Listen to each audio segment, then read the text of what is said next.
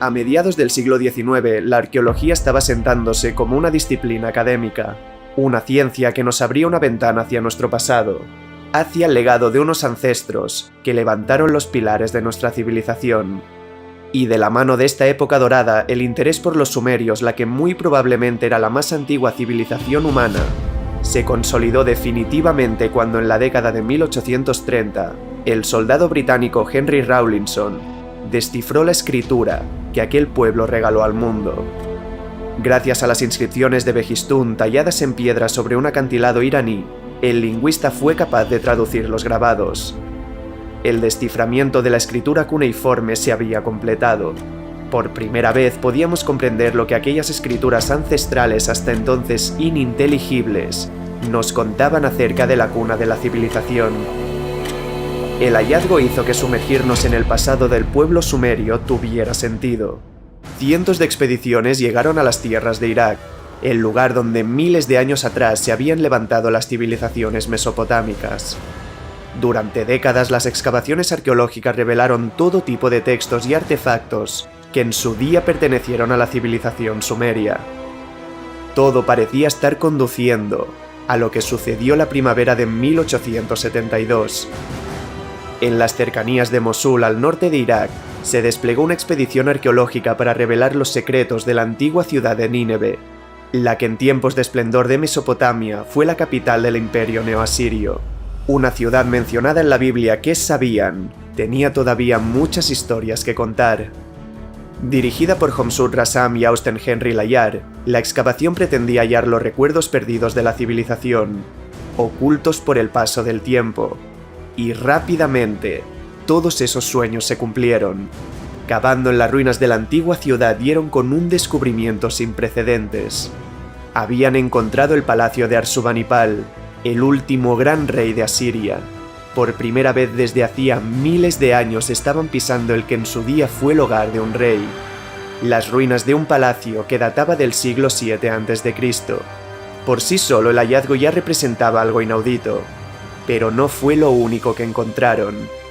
En su interior dieron con un camino que parecía conducir a una cámara, bloqueado por una serie de salas y pasillos. Abriéndose camino entre la oscuridad, los arqueólogos lograron acceder a un lugar que reveló las maravillas de ese pasado: la biblioteca del palacio, un archivo real que albergaba miles de artefactos y un tesoro para los historiadores. Miles de tablillas de escritura cuneiforme habían entrado a la más antigua biblioteca del mundo, los relatos de la primera civilización humana, revelados ante ellos. La biblioteca de Arsubanipal se encontraba en un estado sorprendentemente bueno.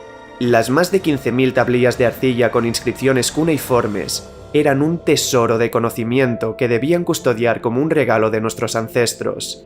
Y una vez rescatadas, era el momento de adentrarnos en ellas. Leer lo que durante tanto tiempo había esperado en la oscuridad. Por petición expresa del Museo Británico, la traducción de las tablillas sumerias fue encargada al asiriólogo inglés George Smith, un experto en el lenguaje de aquella civilización perdida. Durante meses se sumergió en aquellos textos revelando día a día los escritos del palacio. Las tablillas contenían una amplia variedad de textos, desde unos primitivos tratados científicos hasta correspondencia real, una forma de observar desde la lejanía del tiempo la vida de los sumerios. Pero lo que verdaderamente lo cambió todo fueron 7 tablillas, 7 grabados en arcilla en los que estaba relatado un mito, la que ya desde el principio fue tratada como la obra literaria más antigua de la historia. Smith había dado con la epopeya de Gilgamesh, 5 poemas escritos alrededor del 2100 a.C.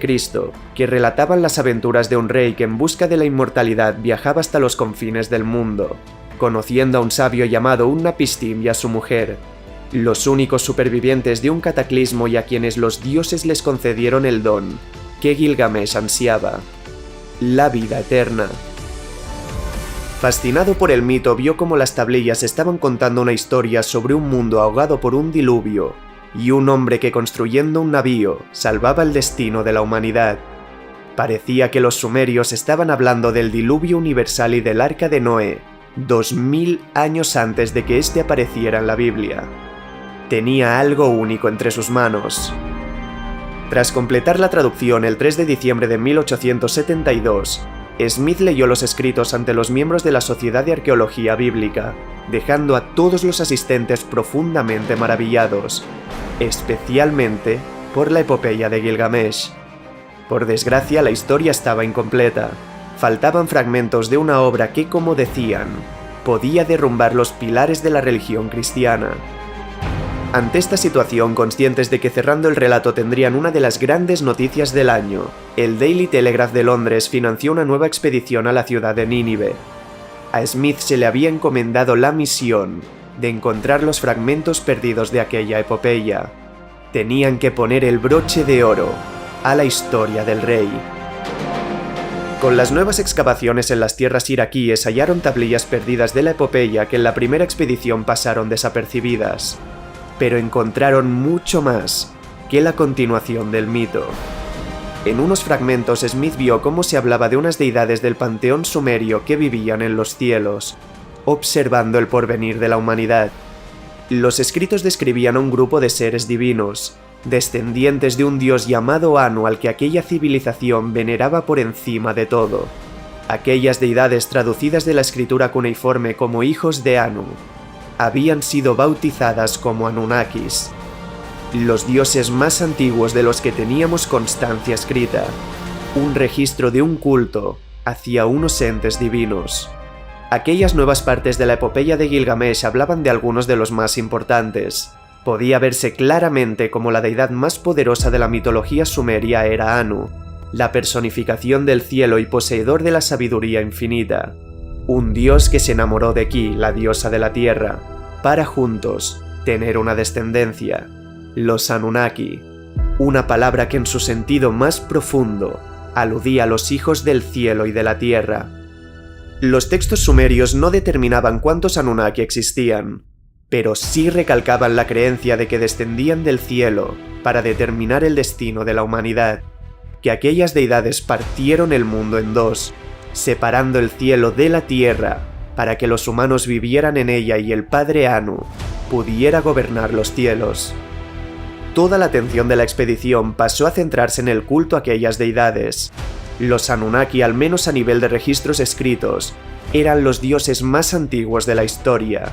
La semilla de la religión, de algún modo, germinaba con ellos. Tenían que descubrir todo cuanto pudieran sobre los hijos del cielo y de la tierra. Semanas después, en la propia biblioteca de Ashurbanipal dieron con 7 nuevas tablillas que relataban el conocido como Enuma Elish, el mito babilónico de la creación. Aquel escrito hablaba de un dios llamado Marduk, uno de los Anunnaki descritos en la epopeya. Un ser que tomó la sangre del espíritu Kingu y la mezcló con arcilla, con el fin de crear a los primeros humanos. De aquel relato podía entenderse que los sumerios creían que los Anunnaki crearon al modelo del hombre, una historia que tiempo después habría sido recogida en la Biblia, en el mito de Adán y Eva, la piedra angular de la religión cristiana. Aún así, más allá de esto, no tenían nada. Todo cuanto habían aprendido de los Anunnaki procedía de textos literarios. Al fin y al cabo, el Enuma Elish era simplemente un poema, un mito antiguo de la creación. Existía muy poca evidencia sobre un culto real hacia esas deidades. Smith recogió este y otros de los hallazgos por las traducciones sumerias en un libro que llamó Assyrian Discoveries, y que publicó en 1875. Habíamos disipado las tinieblas que rodeaban a la cultura sumeria, la cuna de la civilización moderna. Pero la historia de las deidades desenmascaradas entre aquellas tablillas no había hecho nada más que empezar. El mito de los Anunnaki todavía tenía que florecer.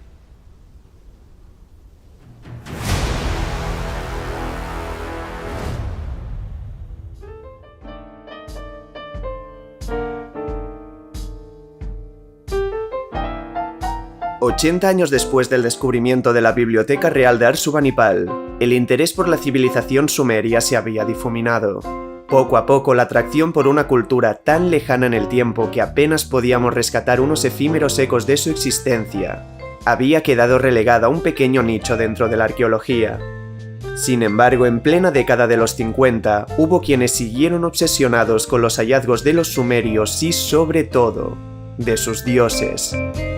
Uno de ellos fue Zecharia Sitchin, economista azerbaiyano apasionado autodidacta de lenguas muertas y férreo defensor de que las civilizaciones antiguas en algún punto de la historia establecieron contacto con seres de otros mundos. Creía, después de haber devorado decenas de libros de estas teorías pseudocientíficas, que los extraterrestres visitaron la Tierra para darnos el conocimiento y la tecnología que impulsó nuestra evolución e incluso, como un mito cósmico de la creación, concebir a los seres humanos. Con sueños de convertirse en escritor cuando descubrió la historia de la civilización sumeria, de las tablillas halladas en Irak y de las deidades a las que veneraban, los llamados Anunnaki, supo que ahí tenía una historia única para unir sus dos pasiones. Mientras trabajaba en Nueva York como ejecutivo de una compañía naviera, Zecharia dedicó varios años de su vida a la traducción independiente de las tablillas sumerias, convencido de que escondían el verdadero origen de la humanidad, y tuvo claro desde el principio que los dioses Anunnaki iban a darle todo lo que necesitaba. Ellos eran la base para crear la historia. El mito de los Anunnaki estaba germinando en aquellas páginas.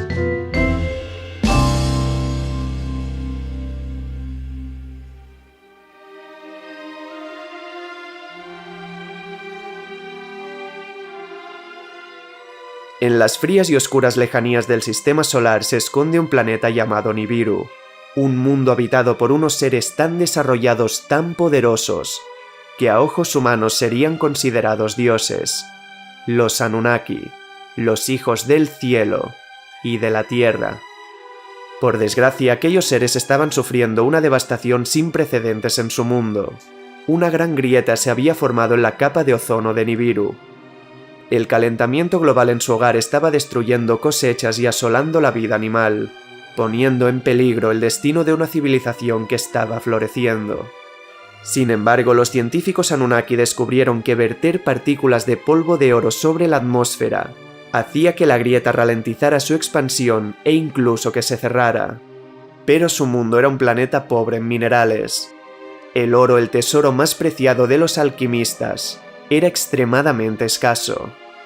Pero solo él conduciría a la salvación de la raza. Por ello, el rey Anu, soberano de todo el poder de Nibiru, ordenó la búsqueda de oro más allá de las fronteras de su mundo. Solo las expediciones espaciales conquistar otros planetas que pudieran otorgarles ese tesoro podían traer esperanza a su pueblo. Las naves Anunnaki atravesaron los cielos para hallar la salvación y en una de esas misiones, cuando se aproximaron a uno de los hermanos del Imperio del Sol, encontraron el paraíso que buscaban. El tercer mundo más cercano a la estrella madre. Un planeta cubierto de agua y unas tierras en las que había enormes cantidades de oro. Los Anunnaki acababan de llegar a la Tierra, a la que ellos bautizaron como Ki. Los visitantes eligieron una región que hoy se conoce como Mesopotamia para realizar las extracciones del preciado mineral y para alzar, en 7 días, una gran ciudad que llamaron Eridu. Sin embargo, pronto vieron que la extracción del oro era un proceso demasiado arduo y doloroso, algo indigno para su naturaleza. Por ello decidieron hacer uso de mano de obra forzada, procedente de los Igigi, una raza alienígena a la que habían sometido en el pasado. Aún así, los seres no tardaron demasiado tiempo en organizar una rebelión, atacando a sus amos y haciendo perder un tiempo que en ese momento era un tesoro tan preciado como el oro. Por ello se vieron obligados a tomar otro camino, crear una nueva raza de seres vivos, unos entes capaces de trabajar y aprender, pero profundamente sumisos. Dominando a la perfección el arte de la ingeniería genética, los Anunnaki extrajeron los espermatozoides de un primate macho y tras modificar su ADN introdujeron esa esencia animal en un óvulo de una mujer Anunnaki. En su vientre portaba la semilla de una nueva especie, y 9 meses después nació el primer bebé, creado a imagen y semejanza de sus dioses. Adán había llegado al mundo, acababa de nacer el primer ser humano. Con la voluntad de completar los requisitos para la procreación humana, también concebieron a la primera mujer, a la que dieron el nombre de Eva. Con el tiempo, partiendo de los padres originales, la población humana demostró ser capaz de extraer oro, construir casas e incluso cosechar la tierra. Los Anunnaki estaban orgullosos de su creación. Sin embargo, en contra de sus órdenes, los humanos empezaron a procrear en exceso y a mostrar una naturaleza menos pura que la de sus dioses creadores. Y en cuanto el planeta Nibiru empezó a recuperarse gracias al oro que llegaba desde la Tierra, ya no tuvieron ninguna necesidad de mantenerlos. Los humanos fueron expulsados de la ciudad sagrada, condenados a vivir en un inhóspito mundo. Pero contra todo pronóstico, sin apoyo de sus dioses, fueron capaces de prosperar, de alzar sus propias ciudades y de vivir por primera vez sin el control al que habían estado sometidos. Los humanos por fin pudieron saborear la libertad. Pero las cosas estaban a punto de tomar un rumbo oscuro. Después de 3600 años, la órbita de Nibiru iba a volver a acercarse a la Tierra. Un fenómeno que, por la ineludible fuerza de la gravedad, por el tormento gravitacional del mundo forastero, iba a causar un cataclismo en el hogar de los humanos. Conocedores de las consecuencias del tránsito, la decisión final de los Anunnaki fue abandonar a su creación, retirarse en sus naves y huir al frío y oscuro vacío del espacio, permaneciendo en órbita alrededor de la Tierra hasta que la catástrofe gravitatoria cesara. Aún así, en contra de los deseos de familiares y de la corte, el rey Enki, quien gobernaba la ciudad de Eridu, declarando que la raza humana merecía una oportunidad, encargó a un hombre llamado Utnapishtim la construcción de un navío, al que llamaron el Preservador de la Vida, una embarcación que los protegería de las inundaciones que despertaría el paso de Nibiru por las devastadoras fuerzas de marea que iba a generar. El hombre siguió fielmente las instrucciones y construyó el barco, usando tecnología Anunnaki para recoger el ADN de un macho y de una hembra de cada especie animal. Preservados en frascos dentro de ese navío, habían protegido la esencia de toda la vida en la Tierra. Finalmente, los signos de la cercanía de Nibiru pudieron sentirse en todo el mundo. Asoladas por su poder gravitatorio, las entrañas de la Tierra despertaron. El planeta fue asolado por un cataclismo sin precedentes. Los terremotos rasgaron la superficie de un mundo fracturado por la gravedad. Los volcanes rugieron con el poder de un corazón atormentado y los niveles de los océanos se alzaron hasta los cielos. La esplendorosa ciudad de Eridu, el paraíso en el que la semilla de la humanidad germinó y del que fuimos expulsados, fue arrasada por los furiosos mares. La cuna del ser humano había desaparecido, pero el navío resistió y los supervivientes pudieron ver el amanecer de un nuevo mundo. Con ayuda de la tecnología Anunnaki se restauró la vida en la Tierra y se construyeron las grandes maravillas del mundo antiguo. Los humanos, sabiendo que gracias a ellos habían alcanzado la salvación, comenzaron a adorarlos como dioses, erigiendo templos y santuarios en su honor. El culto a los Anunnaki, plasmado en aquellas tablillas antiguas, había empezado. Sin embargo, la paz en el mundo no duraría demasiado tiempo. Los Anunnaki de la realeza, con familias fracturadas por las ansias de poder, entraron en disputa por el control de las nuevas ciudades que los humanos habían alzado. Ante esta situación, el rey Anu, que continuaba reinando en Nibiru, ofreció un territorio a cada uno de los nobles, creyendo que así iba a evitar una guerra entre los Anunnaki.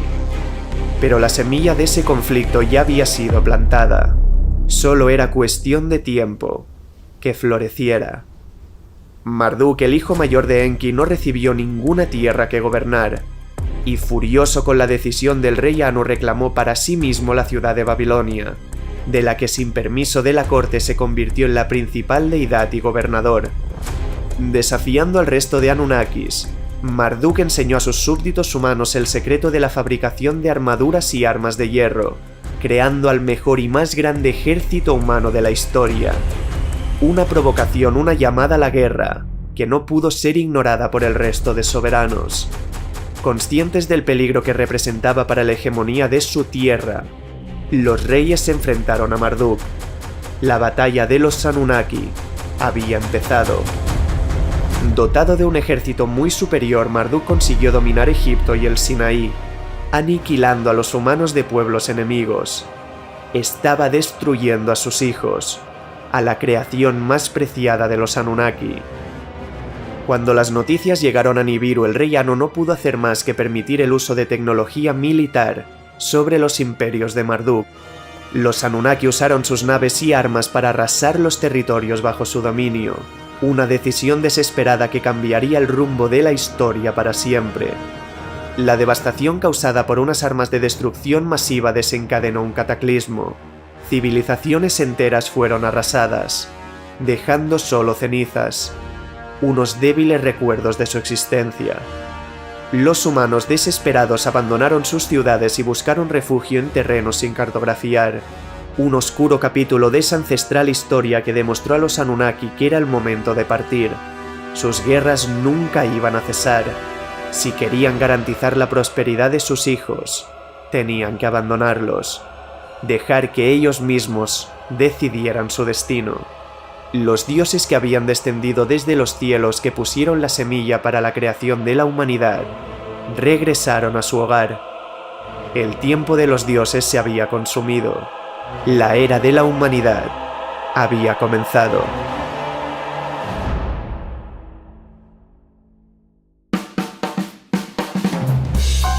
Zecharia Sitchin tenía su historia. El mito de los Anunnaki tenía absolutamente todos los ingredientes para convertirse en un fenómeno literario.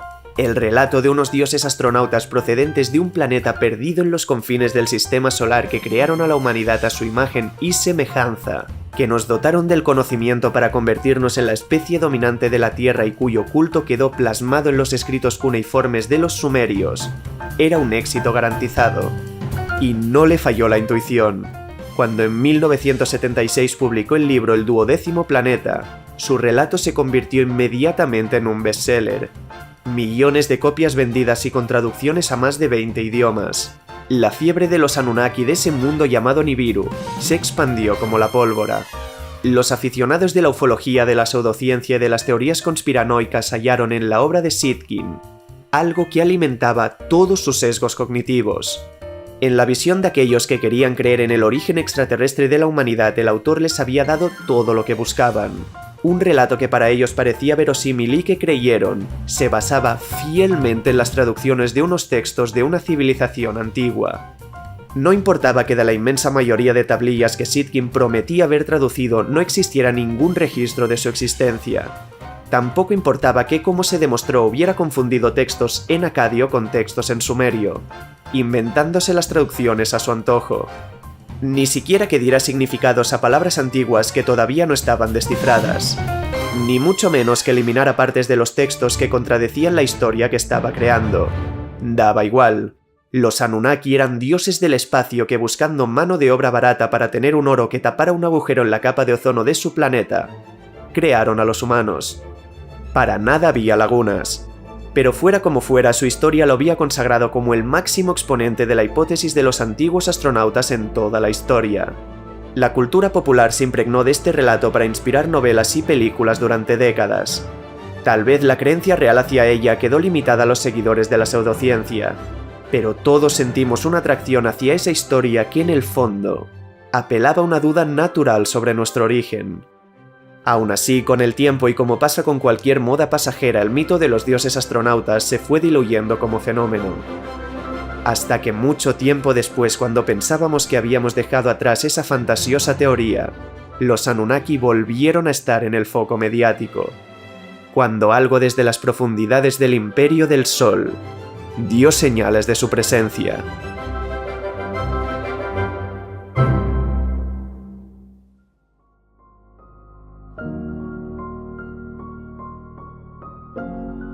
En noviembre del año 2003, astrónomos del Observatorio del Monte Palomar encontraron un extraño cuerpo en las profundidades del Sistema Solar, el objeto más frío y más lejano dentro del reino de nuestra estrella madre.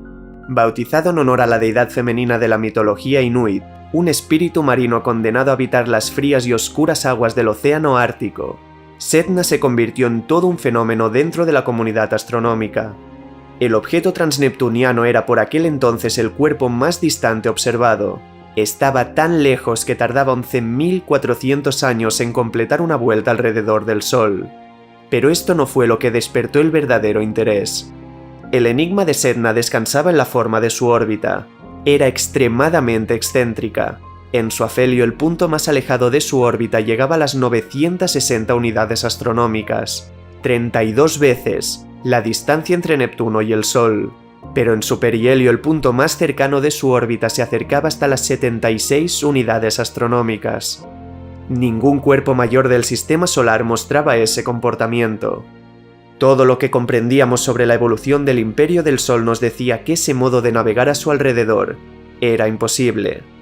Algo tenía que estar perturbando gravitatoriamente a ese mundo, empujando a Sedna a tomar una ruta que atentaba contra cualquier explicación lógica. Muchas hipótesis fueron presentadas, pero solo una parecía dar las respuestas que necesitábamos.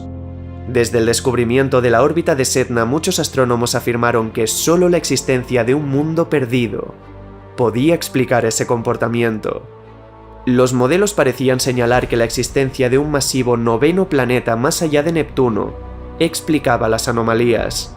La concepción del que sería bautizado como el Planeta 9 empezaba a sonar tímidamente en la comunidad. Se había teorizado la presencia de un gigantesco mundo que durante toda la historia se ha ocultado en la oscuridad del firmamento. Evidentemente, la hipótesis del noveno planeta no caló con demasiada fuerza. Afirmaciones extraordinarias requieren de unas pruebas extraordinarias que en ese momento nadie tenía. Pero 10 años después, aquel invierno de 2014, la historia estaba a punto de cambiar. El universo iba a hacer que un mito ancestral volviera a germinar. Una mañana, operando uno de los telescopios del Observatorio Gemini de Hawái, el astrónomo estadounidense Mike Brown vio como el asteroide 2012 VP-113, un objeto transneptuniano de 450 kilómetros de diámetro, tenía una órbita increíblemente extraña. Su punto más cercano al Sol estaba en las 80 unidades astronómicas, más allá del cinturón de Kuiper. Ni siquiera Sedna estaba tan lejos.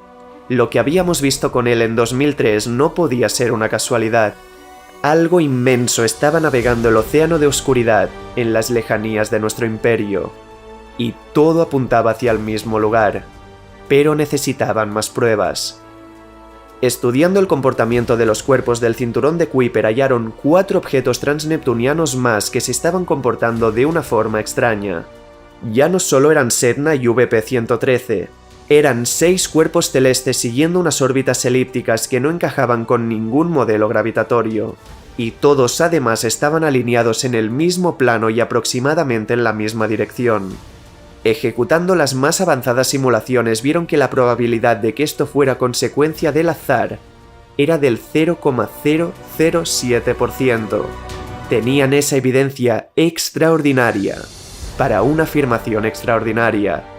Algo estaba perturbando los cuerpos celestes, y solo un mundo podía disponer del suficiente poder gravitacional para hacerlo. Durante meses estuvieron trabajando en un programa que pudiera simular su comportamiento con ese hipotético planeta 9, y finalmente, suponiendo la existencia de un mundo 5000 veces más grande que Plutón, y con una masa de entre 5 y 10 veces la de la Tierra en los confines del sistema solar, hallaron lo que buscaban. Las simulaciones daban una correlación del 99,99%.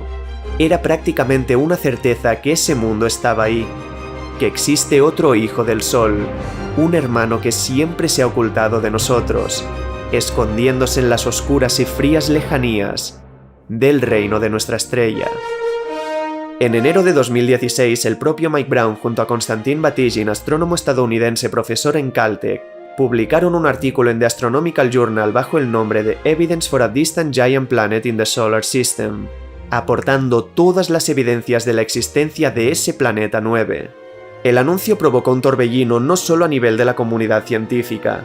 La noticia era suficientemente potente como para que medios de comunicación de todo el mundo se hicieran eco de ella. En cuestión de horas, el planeta 9 se convirtió en todo un fenómeno. Pero mientras se asentaron las bases para la búsqueda de un mundo que estamos casi seguros de que existe en los confines del sistema solar, hubo quienes vieron en él una herramienta para hacer renacer el mito de los dioses sumerios. Rápidamente los portales sobre ufología, conspiraciones y pseudociencias usaron los hallazgos de los astrónomos para justificar todas las creencias que 40 años antes había despertado Zecaria en su libro. Según ellos, el que ahora habían llamado el Planeta 9 era en realidad Nibiru. Les habían dado la prueba que llevaban décadas buscando. Ese mundo era el hogar de los Anunnaki, unos dioses astronautas que decían estaban acercándose de nuevo. Los teóricos del mito afirmaron que el hecho de que hubiéramos captado perturbaciones gravitatorias en los confines del sistema solar era un presagio, una señal del regreso.